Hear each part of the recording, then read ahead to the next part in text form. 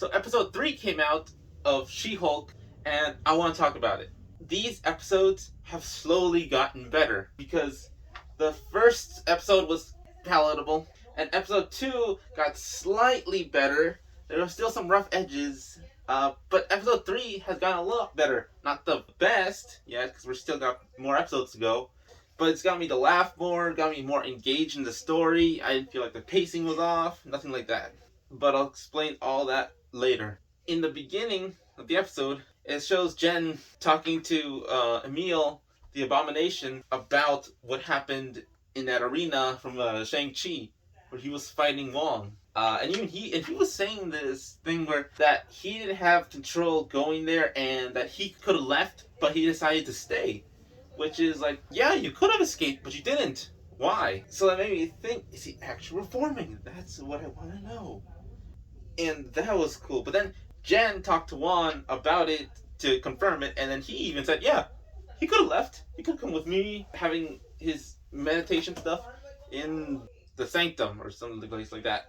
And then after that, they go into the news talking about Jen and how she's gonna get Abomination, Emil Blonsky out of prison, show that he's better and all that stuff. And there's just some strange things in there, like this one guy is saying that she needs to get her own powers and name to be original. She needs to be original, which, excuse me, she did not choose to be that. She did not choose to name herself that. But can we please stop? Again, I said in the last episode, the whole joking around with names and how it's not good, and then she'll learn to love it. Like, can we just just love the name already? These names are very cool. Comment down below and say what you think about that, because I want to hear your opinion on it. And then Jen comes into work in her Hulk form, and I don't know why, she looks awesome in the bun with the suit on. I don't know why, it just looks cool. All she needs now is the glasses. But then there's this weird subplot, like this B-plot about really sexist douche guy, doesn't really appreciate women character, I don't remember his name, apparently dates a model, a singer, I don't know who this is, and he'll get crucified for it. Megan Thee Stallion, I don't know who that is. Please don't crucify me. Actually, comment down below and tell me who that is, because I really shouldn't want to know. But apparently it's a shapeshifter from New Asgard. That's an interesting way to tie it into the MCU. Just, it's light, but it's nice. And it's funny that they're actually doing the whole court thing. Like, I know the show's about the court and how this is like legal stuff and superhero sections or people with superpowers. And he basically gets the ultimate form of catfishing. I don't know why I find that funny. Yeah, but I want to say I don't really like this subplot, like this B plot, because it just doesn't really mix really well with the story at all. It didn't do anything. Really could have just been, again, left out. I don't know what to say about that. Maybe you like the subplot. I didn't.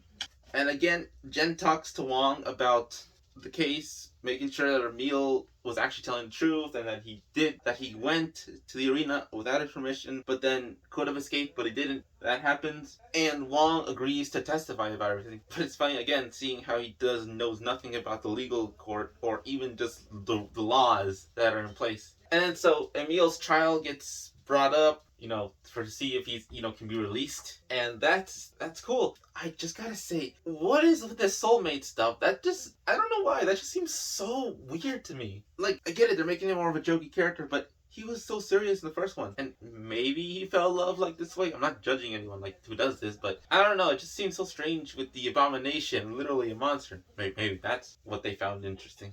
Because he actually, to appease everyone that he won't go crazy when he's abomination, he transforms into his abomination self and tries to show that he's peaceful. Like, he puts little cracks on the floor and then just like, I'm fine. And everyone's screaming, which is funny.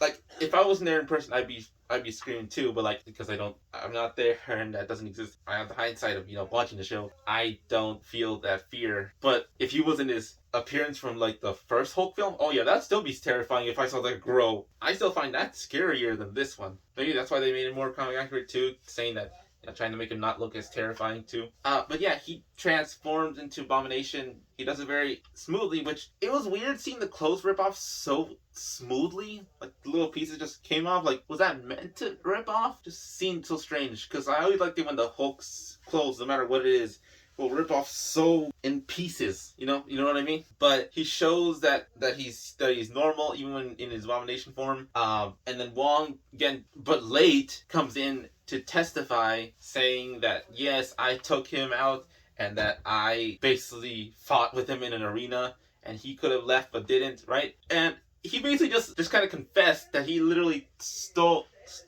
kidnapped Emil, which would get him major jail time. And then the court people case even told him, like, you just admitted to a crime, right? And then he just gets out there. Like, does he not suffer any consequences? Maybe we'll see those later in the series. They made Jen actually goes into his case on why he should not be in jail. Don't know if that works, but like, imagine that's how it goes. Like, what is Sorcerer Supreme will be like the president, king, whatever over there? That makes me wonder. But Emil, I think, gets released. And he cannot use his abomination powers. And I actually want you to hold on to that for a second, for a little bit later. And so, Jen won the case, right? But then, like, she had to talk to her douchey guy she knows about that weird Asgardian elf trial thing that happened. And he won, apparently, because the shapeshifter just kept doing really stupid things. Like shapeshifting into a judge. Oh my god.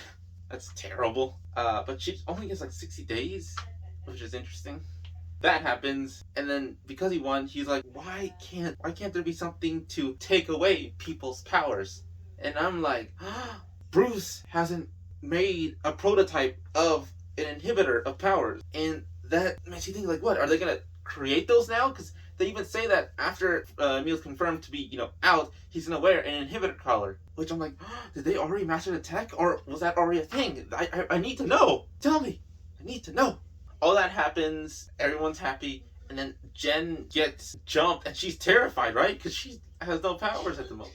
Things happen. Jen is walking in an alley alone, and guys call her, and she's like so terrified, so she just keeps walking, and then they grab her and everything. She's so terrified, and then she remembers she's a Hulk, so she kind of just transforms, and then just kicks all these kids. But if you notice, some of them are wearing some equipment, some like construction equipment, but and as I saw them with some of the weapons they had, they were the Wreckers. They are a group of villains that fight the Hulk, and I think they have Hulk-based powers in the comics. I think they have some gamma radiation. I'm not sure. I could be wrong. Again, please comment down below. I don't know everything about comics. Because they had all these weapons. I'm a little confused on the technology on it. Like, it looks like something from Wakanda with the color scheme a little bit, but also something from Iron Man. But I just don't know. And that makes me wonder, are these Wreckers going to get some of the gamma radiation to become big and bulky like in the comics?